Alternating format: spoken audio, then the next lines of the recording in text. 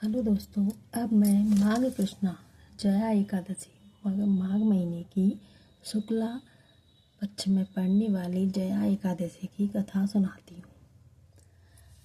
तो ध्यान पूर्वक सुनिए। धर्मराज बोले, हे कृष्ण भगवान, अब आप माघ कृष्णा एकादशी व्रत की कथा का वर्णन करो।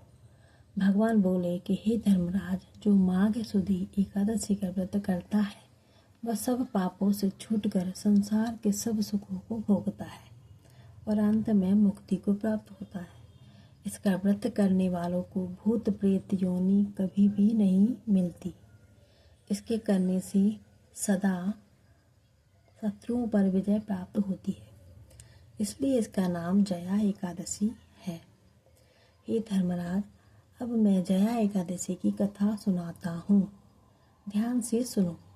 एक समय इंद्रलोक में देव सभा जुड़ी हुई थी। सुंदर अप्सराएं नाच गा रही थीं।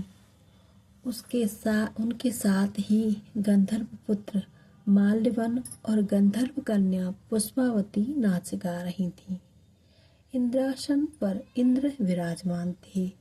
चारों तरफ खुशियां छाई हुई थीं। फूल बरसाए जा रहे थे।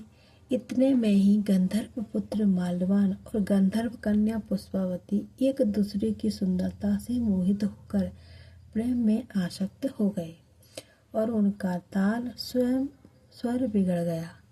वे ताल स्वर से रहित होने पर भी नाचते गाते रहे। यह देखकर इंद्र को बहुत ही क्रोध आया और बोले, तुमने शास्त्र के विपरीत आचरण किया है कि बिना विवाह किए एक दूसरे पर आसक्त हो गए हो। विवाह न होने पर तक पुरुष को चाहिए कि पराई स्त्री को माता एवं बहन के समान जाने और स्त्री को चाहिए कि पराये पुरुष को पिता और भाई के समान समझे। तुम दोनों ने आसक्त होकर ताल स्वर भंग कर दिया, इसलिए मैं तुम्हें श्राप देता हूँ, जिसके प्रभाव से तुम दोनों पृथ्वी पर जाकर पिशाच योनि धारण करोगे। इंद्र द्वारा श्राप देने के कारण वे दोनों पागलों की तरह हिमालय में विचरण करने लगे। एक दिन भयंकर ठंड पड़ने पर शीत से व्याकुल हो दोनों ने भगवान विष्णु से प्रार्थना की कि अब कदापि बुरे कर्म नहीं करेंगे, पराई स्त्री को माँ एवं बहन तथा पराई पुरुष को पिता एवं भाई के समान समझेंगे। हम जान गए हैं कि बुराई का फल बुरा और अच्छाई का फल अच्छा मिलता है। अब हम दोनों अच्छे कर्मों का आचरण करते हुए अपना जीवन बिताएंगे। इस प्रकार प्रार्थना तथा प्रायश्चित करते हुए अनजाने में जया एकादशी का व्रत पूरा हो गया। इस व्रत के प्रभाव से मरने पर विमान द्वारा इंद्रलोक को पहुंची।